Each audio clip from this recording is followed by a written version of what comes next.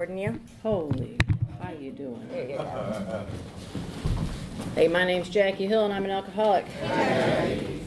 Sitting up here about a couple of weeks ago listening to Tripp tell his story, and he was going through this process of his name, and I thought about that today. I said, my full name is Jacqueline Louise Danielle Cornell Bang Scotty Hill. Wow. If that doesn't show a few relationship deals going on there, I don't know what does. But that is my name. I am part of the Old Time Structure Group down in Rockingham. We meet in Samaritan County on Wednesdays and on Sundays at 7 o'clock. We have a discussion meeting on Wednesdays and a speaker on Sundays, and everybody is always welcome. My sobriety date is November 8th of 2008. I tried making it 888 back in August, but I kind of tripped up a few times before I got there. But funny how it landed on November 8th. And thank you, Fallon, for asking me to speak tonight. It's been a while since I've stood up here in Aberdeen. This is where I got sober. This building means a lot. It's got a big white flag up on the top, and it's kind of a salvation place, because never once have I walked into this building and not walked out with my heart lighter. Never once.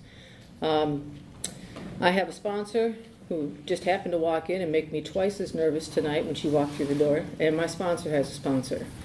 I firmly believe in the program of Alcoholics Anonymous because I'm standing before you today sober.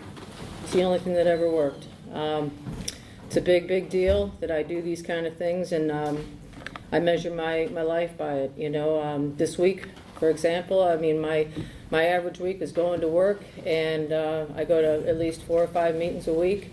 I work with at least 3 women this week, and that's an important thing for me.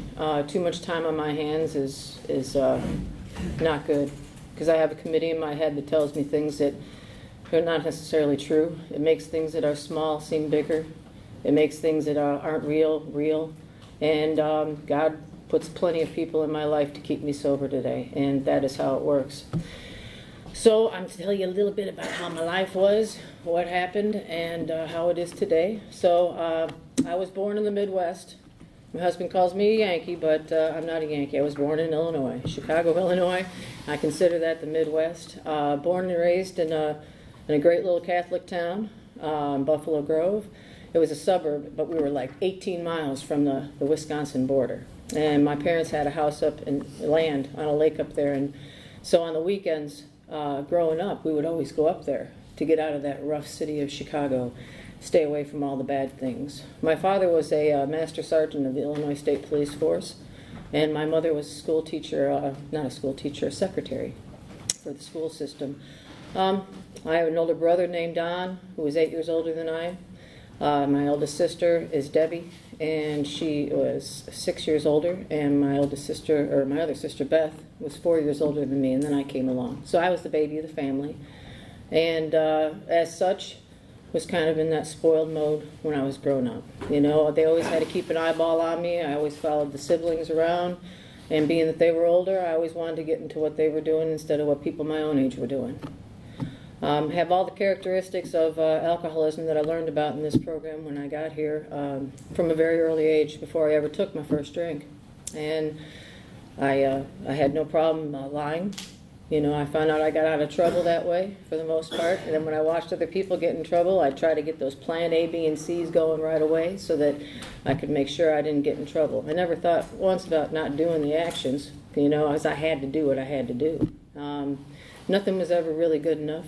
I always wanted what other people had. The grass was always greener on the other side. And growing up, I had no problem getting into other groups of people just because I kind of wanted what they had. So kind of nice to have that kind of a characteristic coming into AA, because that's pretty much how this thing works too. You have to want what somebody's got, and I did, and I'm grateful for it. So I can qualify myself by the few things that happened to me as I was growing up. I know at the age of 11 is when I found and fell in love with alcohol. That warm, fuzzy feeling that came over me as I acquired that Lancer's wine and drank it under this pool table at my aunt's house. It was my grandfather's funeral that we had attended that day. And it was also my birthday. That's why it stuck out so much to me, because nobody said happy birthday to me on that day, and I didn't understand why, you know. Selfish and self-centered to the core. By the age of 13, I had experienced a blackout.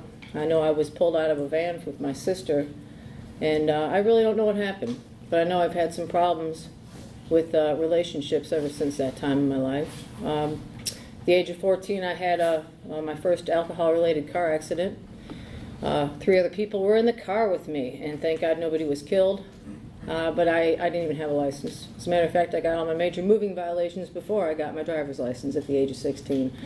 So I had, at the age of 18, I had my first arrest. I'm happy to say it was my only arrest. Kind of scared the bejesus out of me. Nothing like getting a strip search by a sergeant named Bertha. And I found out that you don't really hide dope down skinny jeans, okay? It's not a good thing. I didn't really suffer the consequences of a lot of those things that had happened to me because of my father being a cop. It was kind of more important that I just get out of the trouble as cheaply as we could versus getting into the situation. And I don't fault them for that. My parents did the best job that they could, giving us everything that we had in our lives. And they just wanted to make sure that they loved their daughter, the best way they knew how. By the age of 21, I ended up going to an A&A meeting in Palatine, Illinois, because I had pretty much alienated the family, made a lot of bad decisions. I was living on the south side of Chicago with who was to become my first husband. I was a mess. I kind of lived and breathed for drinking and smoking, and I know this is an A&A meeting, but I have other substances in my story, and that's just part of the deal. I had gone for about 2 or 3 months, I believe, and I stayed sober during that period of time, and at that time I had no idea what the progression of alcoholism was about. Didn't really know that it was a disease at that time. I just knew that people would go to these meetings and they tried not to drink every day. Ate a lot of donuts, smoked a lot of cigarettes, and hooked up with whoever they could in the meetings is pretty much the experience that I had there. And that's exactly what I did, of course. I do understand what they meant when I came back into AA the second time about, not falling in love right off the bat with the guy across from the table, okay? Because there's a whole lot of stuff going on, and I think that we just want to jump into something else to get away with something so that we can not have to focus on why we're here to start with.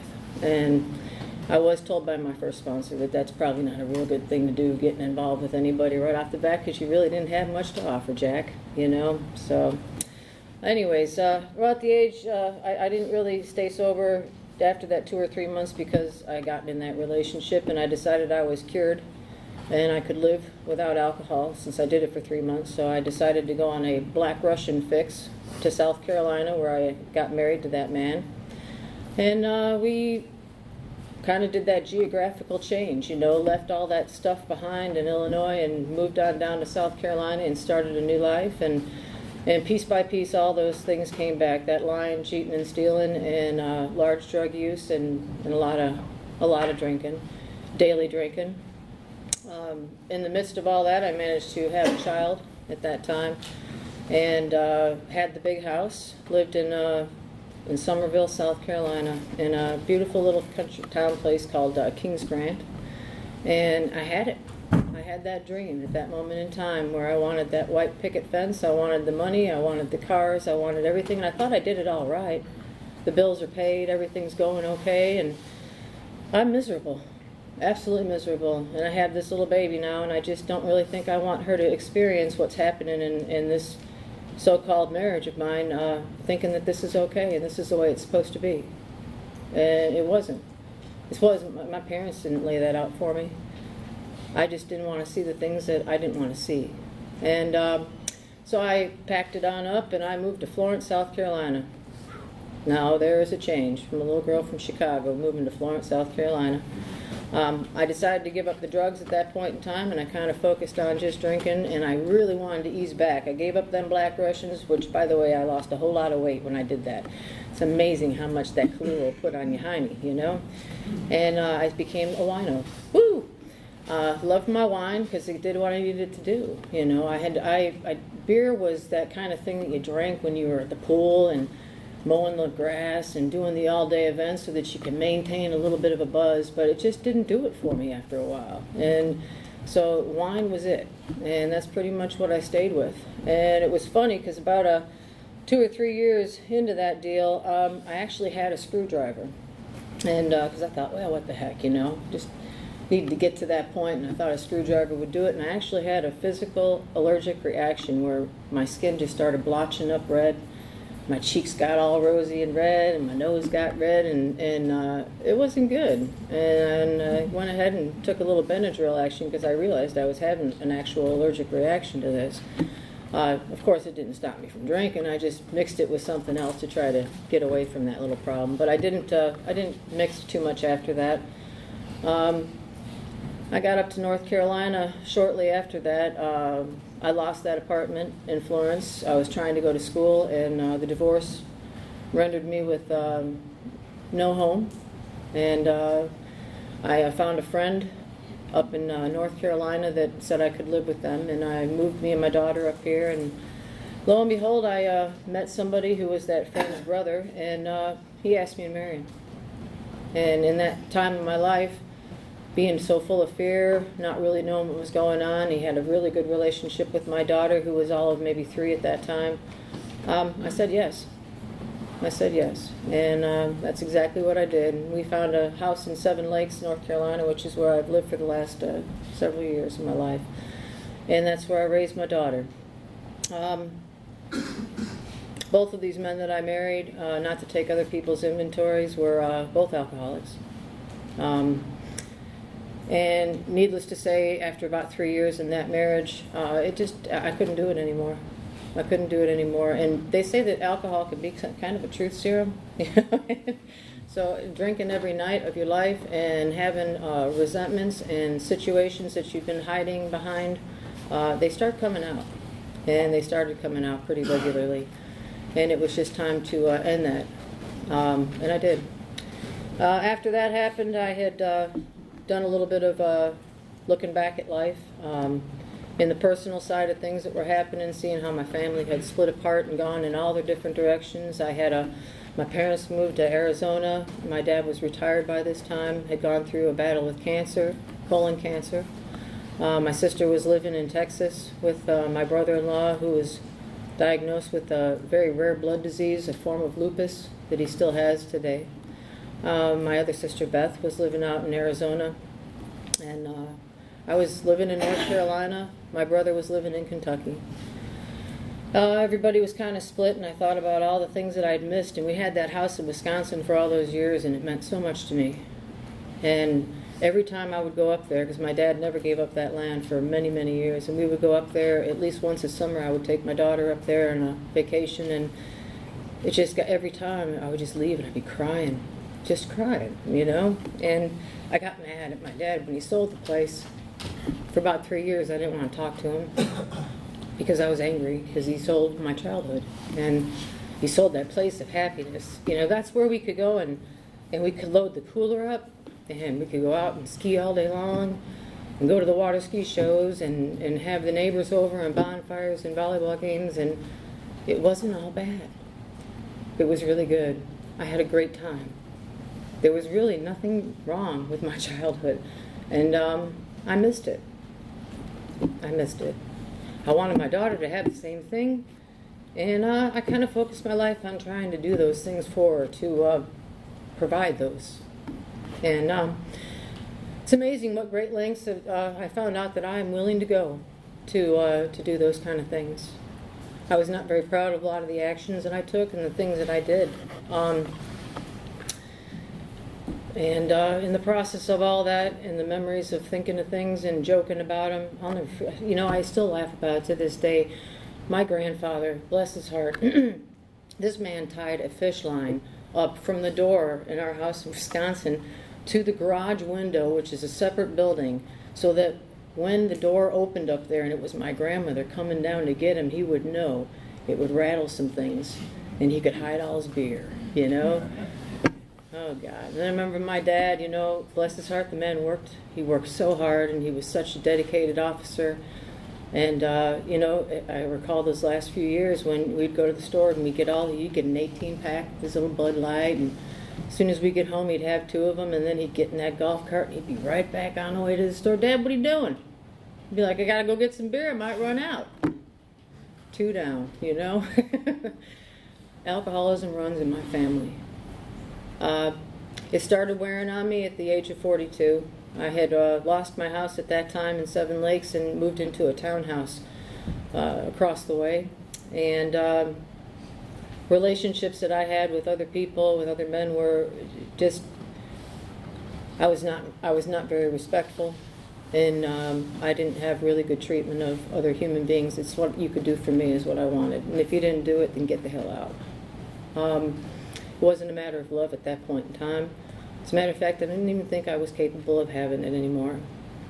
At that point in time, my dad's cancer had come back again, and they were out in Arizona, and you know, it just seemed like things were getting increasingly harder. This relationship was not working. Nothing was working. Alcohol was not working. Everything in my life was rotated around it. I mean, here I was in Seven Lakes. I had a job as a chef at the country club, which was in walking distance of where I lived. I had a Food Lion down the street. I could get everything that I needed within a mile. Didn't ever get the DUIs. I never had any more arrests or any of that. I had the lake across the way. We packed the cooler. Everything was wonderful, except that I couldn't remember a damn thing anymore. Blackouts were nightly.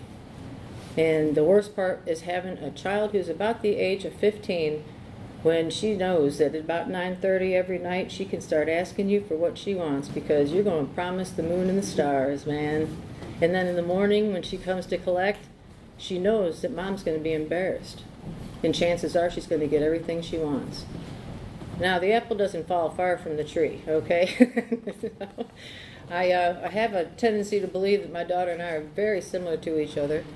But a lot of these things were coming clear. And I had known somebody in the program, Joey. And I asked Joey, we played golf a couple of times, and I told him, I said, you know, Joey, I think I might have a problem, and I think I might need to go back to AA. And he goes, oh, you're a happy drunk, you're fine. You know, I mean, in reality, we were. I was pretty happy. I wasn't a mean, spiteful drunk out there. I was just kind of having a good time in life, and it just got worse. And this one night, I called him up and said, okay, that's it. I need some help. And he said that I needed to call a woman in the program, and I did. Okay, I called up Diane. I call her the welcoming committee. Y'all know Diane H. And she wasn't there. I'm like, oh, really, God, this is good. This is good. Well, it turns out that my daughter had a friend over, and her friend's mother, Zella, was in the program. And so I called up Zella, and she took me to my first A&A meeting down there with Jenny at Primary Purpose. And after I made that commitment on the phone that night to go to this meeting, of course, my alcohol just screamed at me and said, what? And I had to get in the car, I had to go down to the Food Lion, I had to get another bottle. This is it, man. I'm going to do it up right, huh? And I sure did. I did it right up down to the lake, and then I had to go to the bathroom, and I knew when I was on this pontoon boat that if I got off the back of this pontoon boat, there's no way I was going to be able to get up because I was too drunk. So I said, would you please just drop me off at the ladies' room? So and I stepped in between the boat and the pier, and it fell right on my chin. It was the most sobering experience in HIT that I have had in quite some time.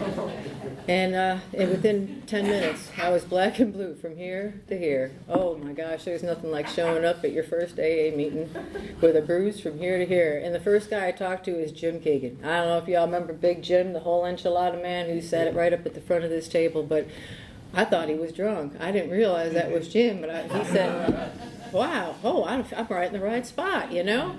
And he said, I went to Palatine, Illinois, too. I said, really? Coincidences? I think God puts people in your life for exactly the reason that they're supposed to be there.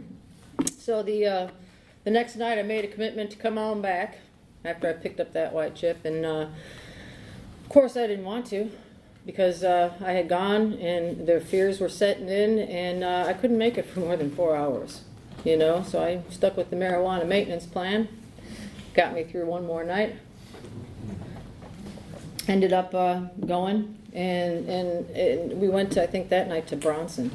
And after that, Diane was so excited that I started coming to the meetings, and we had known each other for a while. I've been buying groceries in business from Diane for years, known Diane for years. Never once did me and her really party too heavily at some of those food shows. But I wouldn't really know at this point in time because I blacked out at most of them when I went anyways. But it was an experience. When I got into this, she brought me down to the Wilder building, I think the first time I was here.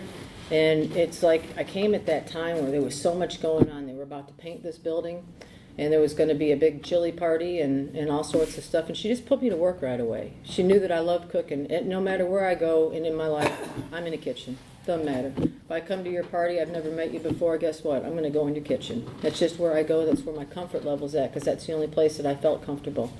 Sitting and talking wasn't really a great option, but being in your kitchen and cooking, I can do that. Absolutely. She put me to work, and she said, you got to get a sponsor. And I said, well, yeah, I don't really know anybody yet, She said, that's all right, and I got somebody for you. So she drags me on over, and I remember it was right by this table, and she introduced me to Kelly, and Kelly became my first sponsor in this program. And I thought that was kind of unique. I said, she's half my age. She's never been married. She don't have any kids. And we're supposed, because I don't know anything. It's got nothing to do with Kelly, I come to find out, but see, at that point in time, I think I know something. And I'm thinking, I'm old enough to be this woman's mother, for God's sakes, and you're going to have her sponsor me? Because I know something, right? Yeah. I also thought I had a God when I came in here, because I was raised Catholic. Yes. And to me, God was who you prayed to, and God was that figurine that was on the wall in the churches and on those windows, and he was that history in that Bible.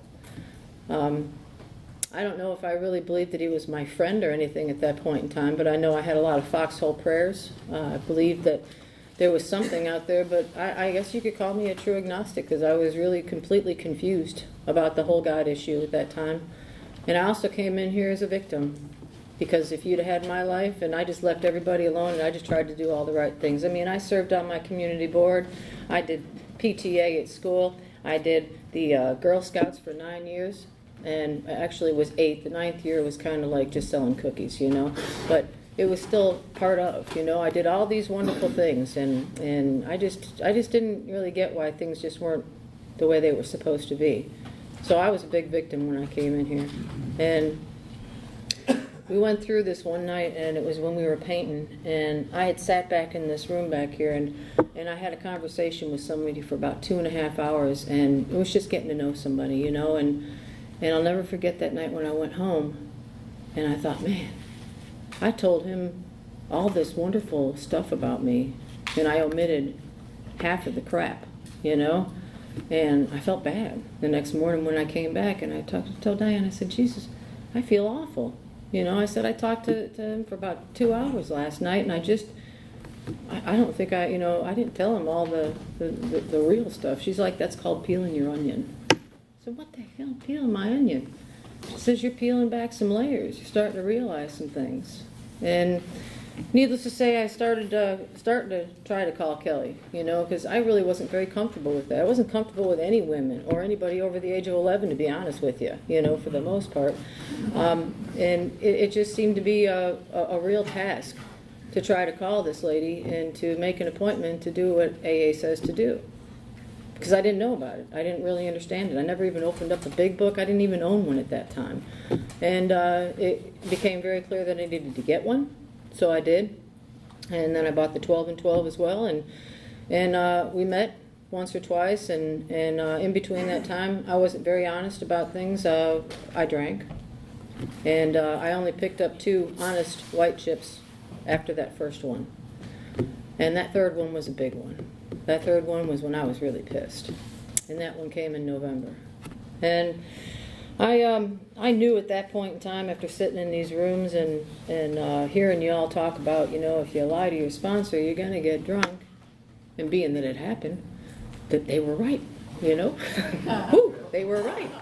So I knew that it was me. It was not her, but I had been going to the ladies' meeting back there on Monday nights, and I have got to say there is definitely something to be said about women stay with women and men stay with men. I could stay in this room and enjoy these meetings, and I absolutely love it, but I think I got the most sober when I went back there because I was with women, and I was able to share freely about things that women share together that I could not share in here with men. And that was really important. And I went to that meeting, and I recognized a lady that was in there, and I found myself, in the beginning, I really didn't understand her a lot because she knows what it means to be have anonymity and to not expose. She's very, very good with those things, which it just sounded very confusing to me. You know, I'm like, use a name for God's sakes. But you know, she's very respectful of this program, and she wouldn't. So I couldn't really put things together. But after a period of time, I started understanding what she was saying when she was speaking, and I thought that this was the one. This was the lady I needed to ask, that I really felt that I could be honest with. And do these steps that everyone keeps talking about, because they're coming. Either I'm going to do them, or as it says back there on that sign, that my misery will happily be refunded. And so I asked her if she would, and I went to Kelly, and I told Kelly that I really appreciated her time, and that she has been a huge part of my recovery, and I really need to do these steps with somebody that I can feel that comfort level with. And Kelly, to this very day, is absolutely, I love her. We had her 21st birthday. I'll never forget that. You remember that, Richard? We had Kelly's 21st birthday in this kitchen back here. And I remember bringing the little silver tubs, and we put some of that, you know, fake champagne in there. And we had the balloons, and we had some cakes. And it was just, how neat to spend somebody's 21st birthday in the kitchen at your AA building. You know, it's just not something that happens every day, you know? But anyways, she still is a wonderful lady, and I've really appreciated being able to watch everything that's happened in her life. I was at her wedding, seen that baby. It's been great. So anyways, me and Nancy started these steps, and we went through this book, and the 12 and 12, and we met diligently every week, and it was kind of like in that period of time in my life, I put on a helmet, and I just went. You know, when they say seek, you seek. The thing that brought me to that was this one night I had to do a wedding at Seven Lakes, and as I was cutting this ice sculpture out, I needed a drink. And I knew before I went to this wedding that I should have asked somebody from AA to come with me. But I didn't, because I had a preconceived notion that something was going to happen. And I did. I drank, and that was that November 7th. And I called up Kelly that night, as a matter of fact, and I said, I did it. And she said, well, she says, you go to bed, and you get up tomorrow morning, you make your amends, and you come to a meeting. And I shut up and I listened to her, and I did exactly that. Because after that night, I did. I called somebody up, and I called their boss, and I called a few other. I had phone-itis that night, boy, and I was getting everybody in the world back that night for my angers, and it was ugly. It was pretty ugly. And I did have an allergic reaction that night. I failed to mention to you all that I had been in the hospital at least twice with alcohol poisoning, where you go in to the emergency room at $950, and they give you the Benadryl shot and injection for a little bit, you puke, and then you go home. Twice I had to do that deal, okay, because I drank too much. Anyways, so that happened that night, and before I could get to that hospital visit, I popped the Benadryls in, and I did go to bed, and the next day I got busy doing AA. It's never too late to start. And I got up from that seat that Amanda's sitting in right over there, and I walked up here and I got that white chip, and I'm glad to say that I have not had to pick up a white chip since. Me and my sponsor went through everything, and she knew that I was full of fear when it came to this fourth step, because I kept hearing about it, and you know, I just dreaded it, and it says exactly what it says. I got to take a fearless moral inventory of myself. I'd rather take yours. It's easier, you know.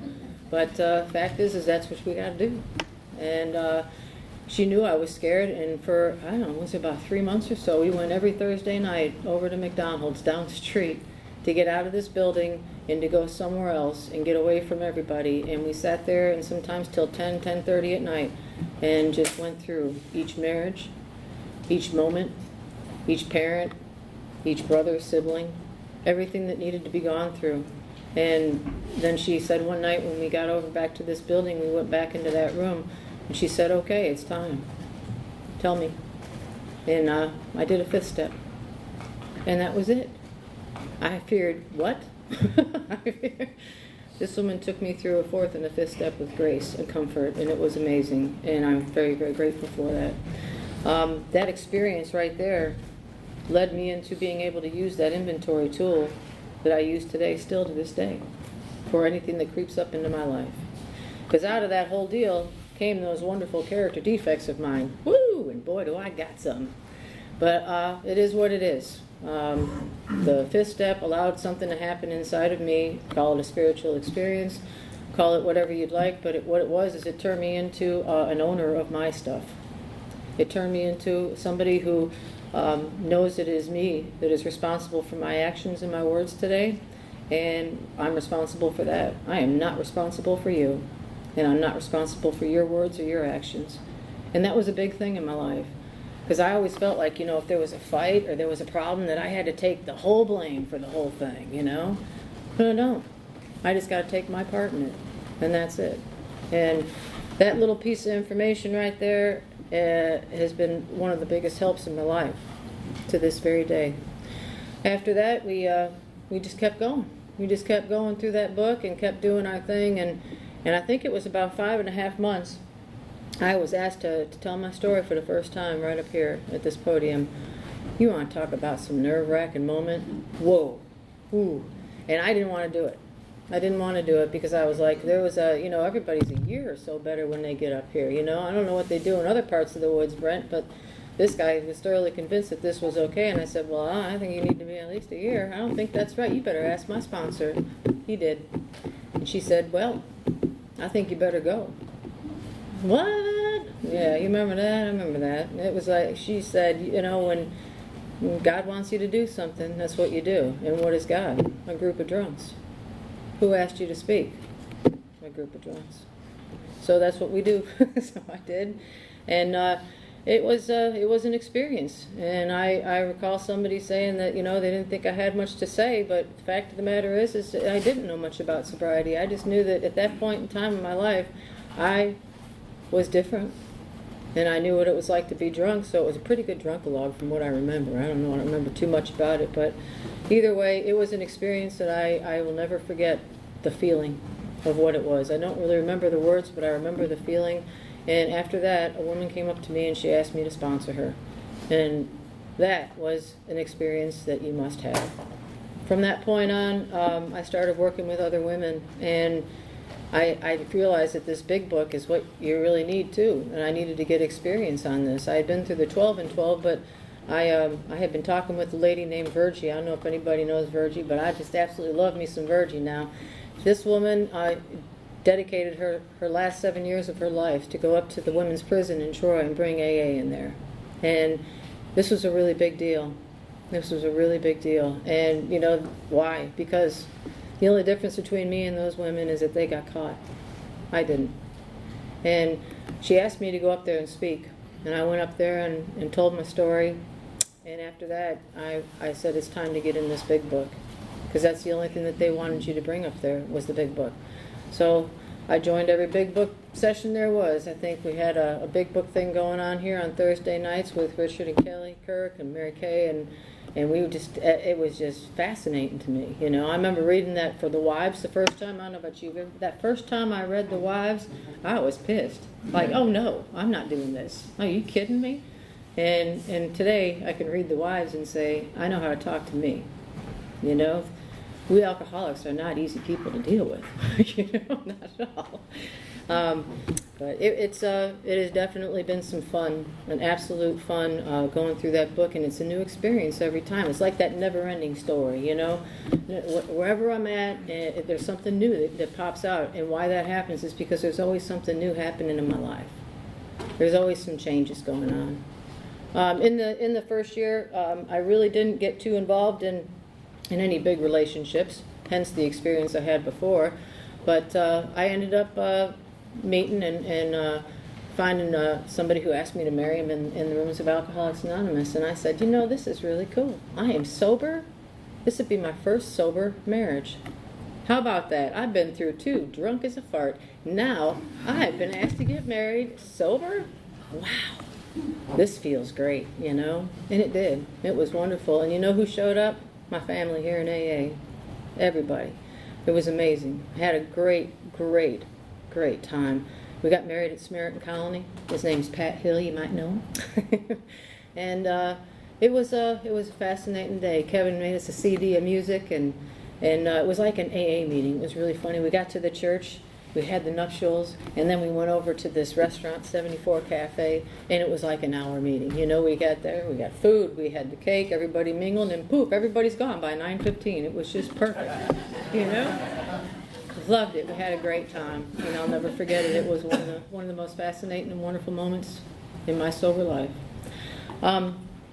After that, and as a matter of fact, within a month after that, I received the phone call that my brother died.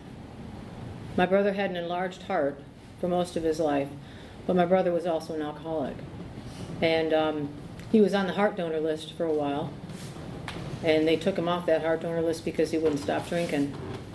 And he made the conscious choice to continue to drink rather than to take care of his heart. So they put a defibrillator in there, and it lasted for a couple of years, but it gave out. And that sucks. That just sucks. And I'll never forget, I was sitting in a car with Christy Pearson when I got that phone call. Christy had lost her brother not even the year before in July from suicide from this lovely, lovely disease that we have. It's a bitch. Some bad things happen, some good things happen. I've stayed sober through them because of the program of Alcoholics Anonymous. I do what I'm supposed to do. You know, tonight I was on the way over here and I was listening to Delilah. You know who I'm talking about? Yeah. Delilah. I swear to God, she's a recovering alcoholic. Did you ever hear that woman? She is absolutely got the words that are, some of them come right out of the big book. You know, and she said something tonight. She was talking to this young girl about, you know, oh, I met and fell in love with my old high school sweetheart. And he's married and he don't really want to leave his wife and kids for me. She says, you know, you're living on feelings, and feelings aren't facts. You know, feelings are not facts. Feelings are feelings. And if we make our choices based on feelings, we're screwed. Delilah. Gotta love her. Gotta love her. Oh, it has been an amazing opening of learning some of the things that today I look at so differently than I looked at before. You know, forgiveness of people and things, not letting people rent space in my head anymore. God knows the committee is enough, you know. I have the committee of selfish and self-centered and dishonest and bitchy, grumpy, moany, pissy, whiny. They're all up there, you know, and they're just sitting back and they're always constantly just waiting. That Chase Lounge and a cigarette and a joint and a bottle of Woodbridge wine saying, when you coming back home, babe? And, you know, it's hard. It's hard some days because that's all I knew. For 42 years of my life and for the better part of the last 20 years of my life, nightly drinking and drugging on a daily basis. My body did not really understand anything more than just that. To make it for 4 hours was an amazing thing. To make it for 24 hours became an amazing thing. I didn't know about the disease of alcoholism until we went through that doctor's opinion wholeheartedly and 100% and at least 3 times. I had to get the whole aspect of it, about the deal that not only do I lose the power to choose because of this itty-bitty crappy committee in my head, they are going to tell me exactly when and where to go, but once I put it in my system, I'm done. I'm toast. I've got to have more. There is no choice left for me. I didn't realize that. And then to go on further, you know, they have proof now. In 1993, I believe that it was published, the disease of alcoholism.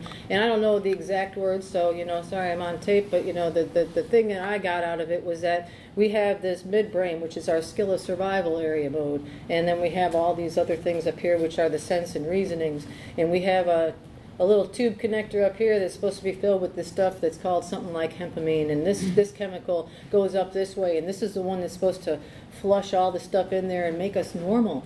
And then we have this one over here, this tube that comes down over here, and this tube has this dopamine, right? And this dopamine comes down, and if they work balanced, then you're okay and you're normal. But see, ours don't work balanced.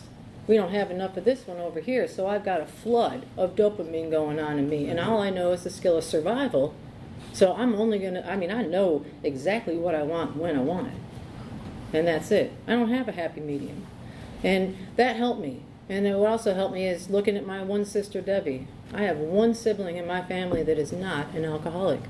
She's affected by every one of us, but she's not an alcoholic. And she can have a half of a margarita, buy a jacuzzi and a pool, and walk away. I don't get that. I'm like, what? I need 6, maybe 10, who knows? But she can do that, and I can't. She's always been able to do that. And she can go to sleep at night without passing out. And she's got kids. How does that happen? You know, I don't understand how I don't understand a non-alcoholic any more than they understand me. And because I know the difference between the two of us now, it's made a lot of things pretty clear. And in that doctor's opinion, it really pointed out that the mental deal is just the way it is. And that's the way I'm wired. But I'm grateful that of all the diseases that are out there today, that the only one that I really have is this one. You know? I don't have one that's rendered my arms useless yet, or my legs useless, you know, and everybody's got their cross to bear. And as bad as it is, you know, alcoholism, it sucks. I didn't want to be an alcoholic. I loved that drink, but the drink turned on me. It didn't do the same things in the end. I will not forget that last time when I took that drink, that November 7th. It was amazing that I just could not get to that moment before I went right over the edge and into the blackout. I didn't know exactly when and where that was, but that warm, fuzzy feeling happened, and then it was gone, and it was right into that blackout. So it is what it is, and I'm grateful today that this program and following the instructions has really lightened my load. You know, in the process of this recovery that I've had, I graduated this year. As a matter of fact, yesterday was the ceremony, but I actually walked across the stage last year, and I had one class to complete, and it's done. And I now have an associate's degree in culinary, and I'm a chef over at the Sandhills Regional Hospital in Hamlet. And that wouldn't have happened for me had I been drinking, because there was no way that I could ever put enough time and effort into focusing on showing up, suiting up, and staying committed to one thing in my life, except for alcohol. That dictated everything in my life. Now, all of a sudden, I do exactly when I get to school what they told me to do in here. And it worked. And I'll tell you what, Mary Kay, bless her heart, this is the first day of school after I realized that I needed to get back into school, and everyone was kind of pushing me in that angle. I had started in summer school in May of 2011, and I went into computer class, and it was English.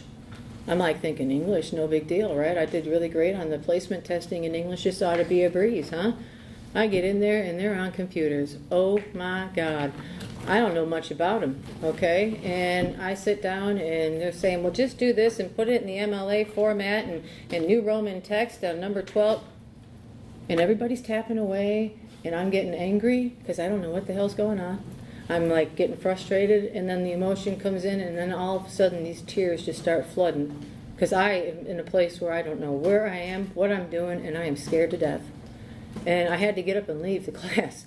And the teacher saw me, you know, because I mean, it's that welling up, bubbling, crying that you just, you know, it just doesn't, the snot's coming out everywhere, you just gotta go, you know. And I get in there, and all of a sudden I get this phone call, and I look down, and it's Mary Kay. And I get on the, I'm blah, blah, and I don't know if she thought I was laughing at the beginning or what, but I was just letting it go, and bless her heart, I think she thought I was laughing in the beginning, but she listened to me, and I went back in that class, and I failed the first 3 tests, but I ended up with a B, you know, because I showed up, I suited up, and I just did what they asked to the best of my ability, and that's the way it's been the whole way through. And when I go to my job, I show up, I suit up, and I do what I have to do to the best of my ability. Everything in my life is directly related today to the program of AA. I've tried stepping away a little bit, you know, try to ease up a little bit sometimes because I've been called Captain AA, Mrs. AA. I've had a few of those names slung at me, you know, and it's okay. They can sling them all they want. I'm all right with that because the second that I go away within about a 3-day period, I get some crazy thoughts coming in. I got those thoughts. Yeah, I stop at the beer aisle too, and I'll look at that Chardonnay, and I'll say, my God, it's cheaper than it was when I was buying it. What is up with that? And look at the new flavors. Woo! They have lime beer. They have. Oh, today's a great day. I woke up today, and I was sober. Went to a meeting of Alcoholics Anonymous. I have a roommate and a half that comes over from Norman all the time over there. And they keep their eye on me, and I keep my eye on them. I have great, great women friends in this program. And by the way, happy birthday, Paige. And I have a wonderful sponsor who I love, and there is a lot of women, and a lot of women that I work with that are really great friends of mine too today. I am very blessed. I'm very blessed. I don't have nearly the quote-unquote materialistic things that I came walking through the door of AA with. And that's okay today because they don't mean as much to me anymore. And I don't worry about what other people are saying about me anymore. My sponsor said the first time that happened to me, she said, you know, consider it service work. That's 2 minutes of their life they're not thinking about drinking. You know? I like that. I like that. And if anybody upsets you, just say, I'm sorry you feel that way. It's wonderful, isn't it? There's a nice little answer. There's a quote in the book that absolutely says that this will solve your problems. I talked about it last night in the discussion meeting because I've been experiencing a little bit of change financially and schedule-wise with this new job that I started. And I got to tell you, there is a tool for everything that happens that will keep me in sane mind and in contact with my God today in the program of AA, if you just do it. I don't need to understand it. I don't need to analyze it or to pick it apart. I just need to do the things that have asked me to do, and it's okay. And today I'm not some God, and it was explained to me that it's a very important thing, too, that I be understanding that God is up on the stage, and I'm down here in the audience with all of y'all. And that's where we stay. He's the God, we're his kids. He's the principal, we're the students. My role today is to be a mom, to be a friend, to be a daughter, you know, to be a wife, to do all those things that I can do today, to love my fellow man. I may not want to have coffee with everybody in the world, but you know what, that's okay. I respect your life. And that's a really important deal. Thanks again, Fallon. I really appreciate you letting me come up here and share my story tonight. Thanks.